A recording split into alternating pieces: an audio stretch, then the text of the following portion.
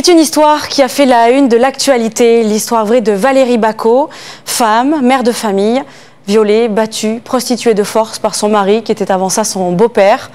Un homme qu'elle a tué en 2016 après des années d'horreur. Pourtant, tout le monde savait. C'est le titre de sa biographie adaptée au théâtre et nous en parlons avec mes invités. Bonsoir Sylvie Testu. Bonsoir. Je suis ravie de vous recevoir sur ce plateau. Merci. En ce jour un peu spécial pour vous, je vous souhaite un très bon anniversaire. Merci beaucoup. Merci en tout cas. Donc c'est vous qui interprétez au théâtre le rôle de Valérie Bacot et de son avocate dans ce Seul en scène, tout le monde savait. C'est une pièce d'Élodie Wallace mise en scène par Anne Bouvier. Elle sera jouée demain soir à 20 h au théâtre Princesse Grace de Monaco. Et à vos côtés, Françoise Gamère-Dinger, directeur des affaires culturelles et du théâtre Princesse Grace. Merci également d'être avec nous. Et avant de parler de cette pièce, eh bien, je vous propose de regarder un aperçu. C'est écrit. Je le sais depuis que je suis enfant.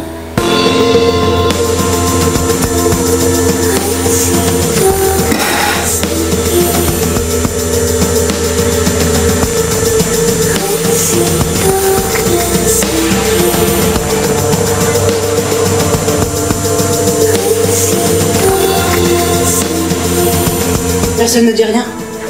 Non? Personne? Personne.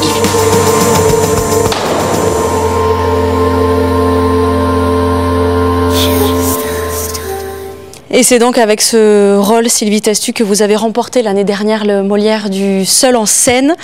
Pour votre interprétation de Valérie Bacot, son histoire, elle ne peut que nous toucher. En tant qu'actrice, vous mettre dans la peau de ce personnage, est-ce que ça ne vous a pas effrayé, ça ne vous a pas bouleversé? Ah, au début, si. Au début, je me disais comment je vais faire parce que c'est un sujet tellement lourd, tellement dense, pour ne pas, en fait, placer le spectateur dans une position de voyeur, mais pour transmettre surtout ce qui est souvent, en fait, des stats, des choses qui restent dans le cerveau. Et comment faire, moi, c'est mon métier d'en faire une histoire unique et quelque chose qui vienne heurter la sensibilité. Comment je vais me débrouiller pour faire ça? Est-ce qu'on va réussir à faire un spectacle?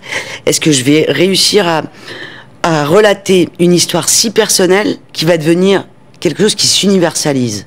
C'était tout ça, en fait, les questions qui me faisaient peur. Cette histoire, ces violences faites aux femmes, intrafamiliales, puis conjugales, c'est encore important de les diffuser en 2023? Mais tellement. On en prend conscience, en fait. Mais petit à petit, en fait, les langues se délient et surtout les gens prennent conscience. C'est vrai que y a beaucoup de choses à faire au niveau, alors on parle souvent des lois et tout ça, mais je pense qu'il y a aussi une prise de conscience au niveau de chacun.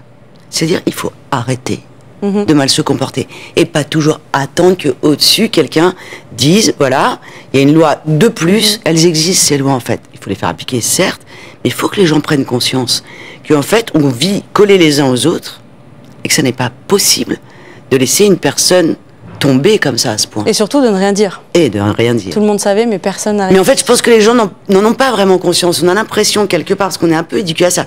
C'est pour ça que je ne veux pas non plus incriminer. Mais c'est comme si on disait toujours, je respecte ton intimité, je respecte. Mais là, c'est plus de l'intimité, là. Là, c'est un appel au secours dont elle n'a pas les moyens de le formuler. Et qu'il faut être là au bon moment, parce que parfois, la personne peut se sentir tellement en danger qu'elle refusera votre aide. Mais au moment où elle en a besoin, il faut être là. Il faut être là. Françoise Gamère-Dinger, pourquoi programmer une telle pièce, un thème si difficile? Alors, c'est un thème difficile, certes, mais bon, au théâtre, on a l'habitude de la tragédie. Et quand on parle de théâtre, on parle souvent de divertissement. Mais là, je pense qu'il faut prendre le mot divertissement dans son origine latine, c'est-à-dire sortir de soi, divertere, sortir de soi, se tourner. Et ce qui est important dans la programmation d'un tel spectacle, c'est que je suis assise dans la salle, il y a Sophie Testu, mais il y a surtout Valérie Bacot en face de moi, et je vais prendre conscience, je vais vivre à l'instant, et je vais pouvoir me poser des questions comme si j'étais directement dans sa vie. Et là, à ce moment-là, cette prise de conscience est encore plus importante parce qu'on dit, bon, qu'est-ce que j'aurais fait et qu'est-ce que j'aurais fait à la place de ces gens?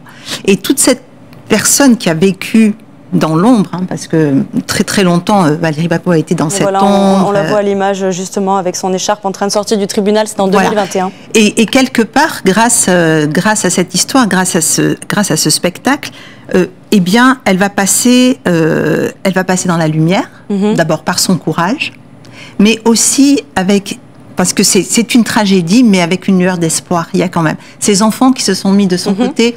Et je pense que voilà, c'était toute cette importance de cette situation et de la prise de conscience des personnes, parce que on parle beaucoup des violences faites aux femmes, on parle beaucoup de... Voilà, c'est un sujet qui est d'actualité, on en parle tous les jours en principauté. Justement, Sylvie, tout le monde savait, personne n'a rien fait, mais il y a quand même cet espoir chez Valérie Bacot, quelques années après. Oui, parce qu'en fait, vous avez raison de le dire. Alors, je m'appelle Sylvie, pas Sophie, vous êtes... Mais il n'y a aucun problème. Mais en fait, non, ce qu'il y a qui est assez positif, déjà dans la pièce, et vous avez raison de le dire, c'est-à-dire que l'entraide à l'intérieur de leur famille a été plus forte. Il ne s'est pas rendu compte, lui, que devant lui se levait un mur, mais qui était scellé par de l'amour, par de l'entraide. Elle est très proche de ses enfants aujourd'hui. Et ses enfants sont très proches d'elle. Elle a sauvé ses enfants, ils l'ont sauvée. Non, ce qui est la chose la plus positive. Moi, j'avais très très peur de me retrouver devant un public de personnes acquises à la cause.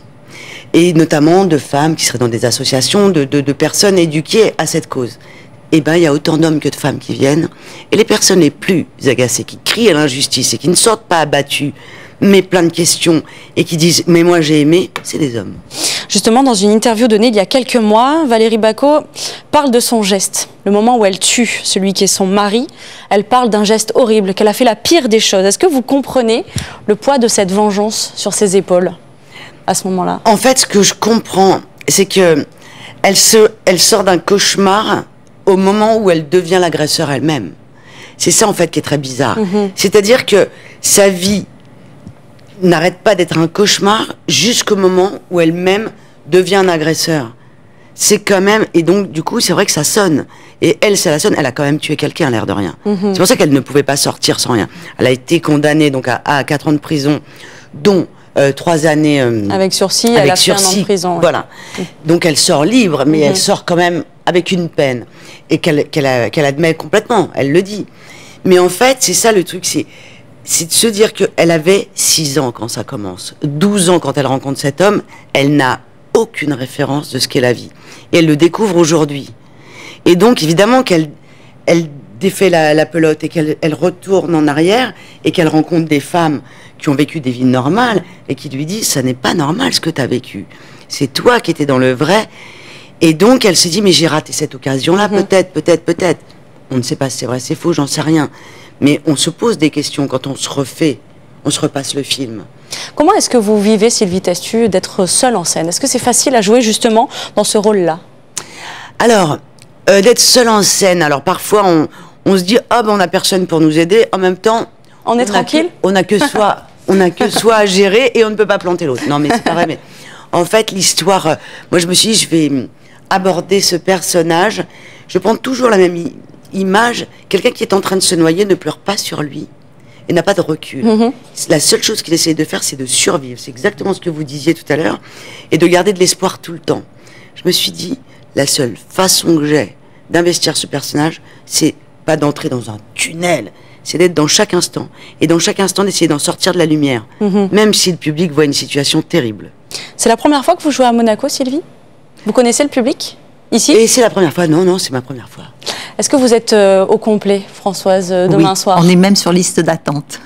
Bon, alors, donc je rappelle que cette pièce... Donc on est très contente. Cette pièce donc, sera jouée demain soir à 20h au Théâtre Princesse Grace. Sylvie Testu, vous avez joué 3 fois aux côtés de Gérard Depardieu, qui est au cœur d'une polémique en ce moment, visé par 3 plaintes pour viol et agression sexuelle. Est-ce que vous auriez signé la tribune qui prend sa défense ou au contraire dénoncer les agissements envers ces femmes? Ah bah alors écoute, on m'a proposé les deux. Alors la première, moi j'ai tourné avec Gérard Depardieu, alors je vous le dis, hein, tout le monde savait, personne n'a rien dit, moi je n'ai rien vu. Mais bon bref, donc je dis bah bien sûr que je vais regarder ton texte, je ne savais pas qu'il écrivait soi-disant dans des journaux, je connaissais pas ce monsieur. Mais quand j'ai lu le texte, j'ai dit bah je vais pas le signer parce que ce qui est écrit, c'est que même si il est coupable, on va le sauver. Moi je peux pas signer ça. Si réellement il est coupable, bah alors il paye, hein, puis c'est tout. Et de l'autre côté, contre non plus, moi je suis pas juge d'instruction, je ne sais, voilà, attendons de voir et chacun est responsable de ses actes et puis il paiera pour ce qu'il a fait. Moi, sincèrement, je suis très étonnée d'entendre dire que les gens savaient qu'il était un agresseur. Moi, en vrai, je savais qu'il faisait des blagues lourdes, légères comme 10 enclumes, tout ce que vous voulez, mais rien de répréhensible par la loi. Je disais à ma mère, bah, dis donc, parfois, il est épais. C'est tout, quoi. Vous pourriez retourner avec lui? Si ça s'avère que... S'il fallait distinguer l'homme de l'artiste. Mais ses mains dans les cils des autres actrices, ça va être compliqué. À moins qu'on ait une grande explication, mais je ne peux pas prendre ce rôle-là, moi. Merci beaucoup en tout cas Sylvie Testud d'avoir répondu à nos questions ce soir. À vous aussi Françoise Gamerdinger d'être venue. Et donc tout le monde savait, Seul en scène, c'est demain soir au Théâtre Princesse Grace à partir de 20h. Merci beaucoup à toutes les deux. Merci.